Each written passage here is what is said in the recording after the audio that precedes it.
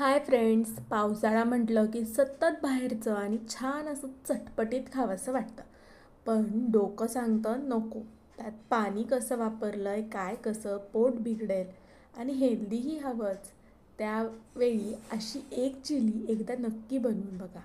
Cornflour आणि थोडंसं बेसन पीठ घ्यायचं, चवीपुरतं मीठ घालायचं, थोडीशी हळदसुद्धा त्यामध्ये घालून घ्यायची. मग लाल तिखट घालायचं. त्यानंतर चिली फ्लेक्स, ऑरिगॅनो जे काही तुमच्याकडे असेल ज्याच्याने आपला ही एक चिली छान चटपटीत होईल ते टाकू शकता. जसं पेरी पेरी मसालासुद्धा. आणि थोडंसं पाणी टाकून याची आपल्याला छान अशी स्लरी तयार करून घ्यायची. या कन्सिस्टन्सीची आपल्याला पेस्ट बनवायची आहे. आता उकडलेले अंडे आपल्याला या पद्धतीनं कट करून घ्यायचे.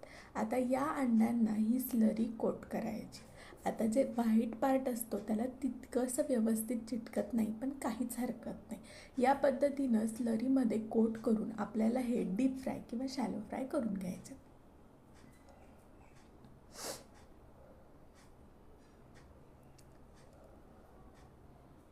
छान असे गोल्डन ब्राऊन होईपर्यंत आपल्याला हे फ्राय करून घ्यायचे. याच पद्धतीनं तुम्ही एक पकोडा म्हणून हे खाऊन घेऊ शकता. हेही अगदी टेस्टी लागतं.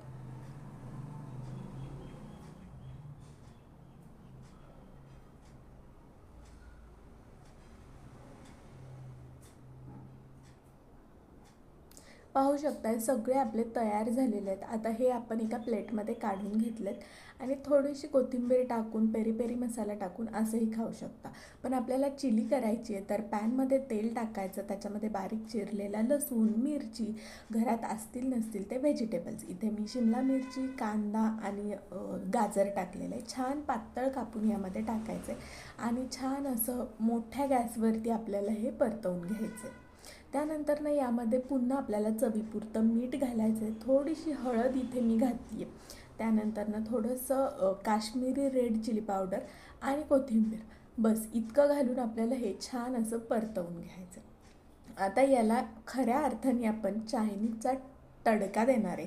त्यामुळे याच्यामध्ये मी टाकते रेड चिली सॉस, त्याच्यानंतर थोडंसं टोमॅटो केचप आणि ग्रीन चिली सॉस, सोबतच सोया सॉस.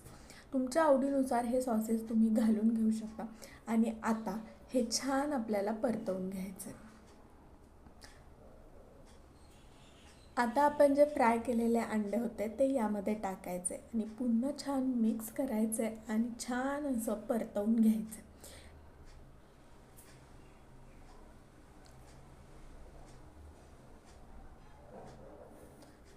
वरनं कोथिंबीर टाका आणि छान असं गार्निश करून तुम्ही सर्व करू शकता. आणि ही प्रोटीनयुक्त, हेल्दी, चमचमीत आणि टेस्टी अशी रेसिपी तुम्हाला कशी वाटली हे कमेंट करून सांगायला अजिबात विसरू नका. अशा छान छान व्हिडिओसाठी आपल्या चॅनलला नक्की सबस्क्राईब करा. थँक्यू.